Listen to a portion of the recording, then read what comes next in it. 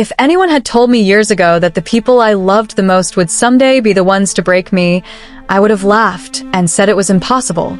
To me, betrayal belonged to enemies, strangers, or people far from the heart. But life has a way of proving that the deepest wounds often come from the hands we once held with complete trust. My name is Maya, and this is the part of my story I never imagined I would share. Not because I'm ashamed, but because for the longest time, I didn't have the strength to accept that it truly happened to me. I used to believe my life was beautifully simple. Not perfect, but safe, warm, familiar. The kind of life that made me feel like I was exactly where I was meant to be. I met Derek in university, and honestly, nothing about our first meeting looked like the beginning of a heartbreak story. It was an ordinary afternoon in the school library. I was rushing to return a book, and he was walking out at the same time. We bumped into each other so awkwardly that my notes fell to the floor. We both bent down to pick them up, apologizing over each other's voices, and for some reason we found ourselves laughing. That simple, ordinary laugh turned into a conversation right there between the bookshelves, one that lasted hours. Derek had a calmness that immediately drew me in. He wasn't a loud, overly confident type that tried to impress girls with big gestures. He was gentle, observant, and soft-spoken. He listened in a way that made you feel heard, really heard. And for someone like me, emotional by nature, expressive, full of dreams and feelings, his presence was like a soothing balance. He felt like peace, like a safe place to land. Our relationship grew in the sweetest and simplest ways. Late-night walks around campus, studying together in the library, sharing suya and small chops after class, talking about our dreams like they were already promised to us. I used to look at him and feel like I had found a gift, a partner God handcrafted with me in mind. When we graduated, it just felt natural to continue building a life together. We got married, and in my heart, I truly believed we would grow old side by side. I saw us with gray hair, evening tea on the balcony, talking about our grandchildren one day. Derek was the man I trusted with my heart. But my life wasn't made whole by love alone. There was someone else whose presence shaped so much of who I was, my best friend, Zara. Zara and I met long before Derek came into the picture. We became friends in secondary school.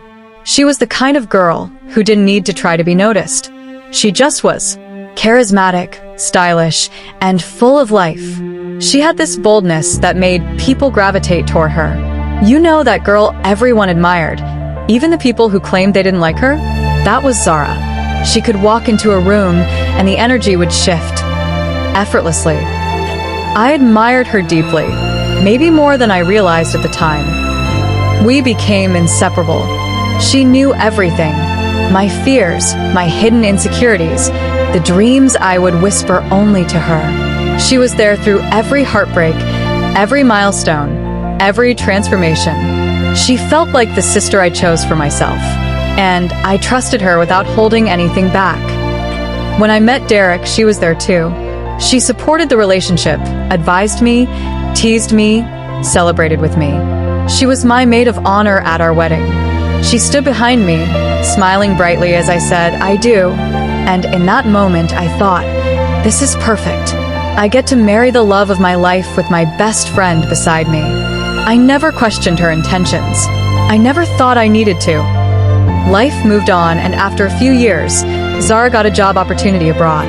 I was sad, but I was also proud of her. She'd always had big dreams, and I believed she deserved everything good. She promised we would stay close, and for a while we did, texts, calls, updates. But slowly, the daily connection faded. I accepted it as life doing what life does. People grow, distance happens. When she eventually returned to Nigeria, I was genuinely excited. I remember the days leading up to seeing her again. It felt like something precious was coming back into my life. We agreed to meet at a cafe. I got there early, more nervous than I expected.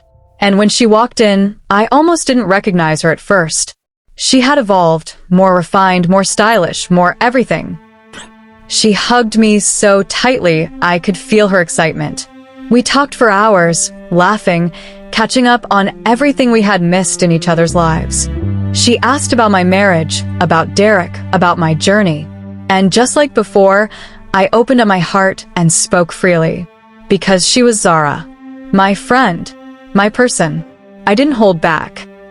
Slowly, she slipped back into my life like she never left. She started coming over more often. We had girls' nights again, weekend outings, random hangouts. Sometimes she stayed for dinner. Sometimes she joined Derek and me for movies or game nights. And at first, seeing the two of them get along made me so happy. I used to smile watching them talk and laugh because I thought, how blessed am I? My husband and my best friend actually enjoy each other's company. In my mind, it was a good thing, a rare thing. I did not see the danger in it. Not then. Looking back, the signs were never loud. They were subtle enough to dismiss, small enough to explain away, but they were there. Derek started changing. Gradually, he became more distant, more distracted. He spent longer hours outside the house.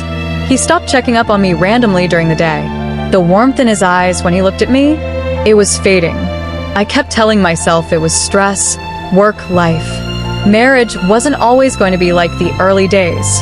I convinced myself to be patient, to understand, to support him.